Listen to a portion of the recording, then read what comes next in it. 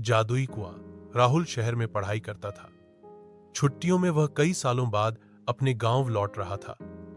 गांव दूर जंगलों के बीच बसा था। रात का समय था और रास्ते में सिर्फ झींगुरों की आवाज सुनाई दे रही थी। गांव पहुंचते ही उसे सब कुछ बदला बदला सा लगा। पेड़ सूखे से लग रहे थे, घरों में सन्नाटा था और लोग भी कम दिखाई दे रहे थे।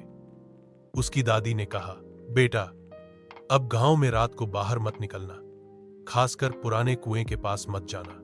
राहुल हैरान था।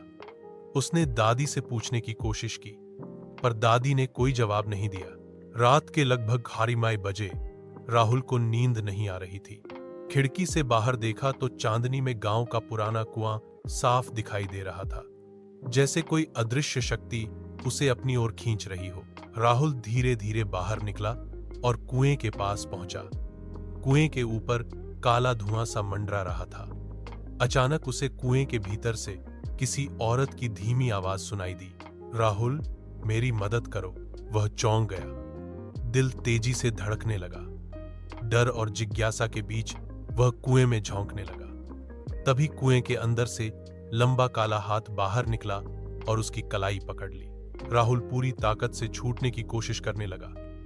उसी समय उसे याद आया कि दादी हमेशा कहती थी, कुएं की आत्मा डर से ताकतवर होती है और साहस से कमजोर। राहुल ने आंखें बंद की और जोर से चिल्लाया, तू चाहे कितनी भी शक्तिशाली क्यों ना हो, मैं तुझसे नहीं डरता। अचानक हाथ गायब हो गया। कुएं का धुआं भी छोड़ गया। राहुल घबराया हुआ घर की ओर भागा।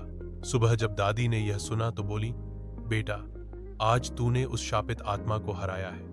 वह कुआं अब साधारण कुआं बन चुका है। परंतु उसी रात कुएं से फिर वही आवाज गूंजी, राहुल, मैं वापस आऊंगी।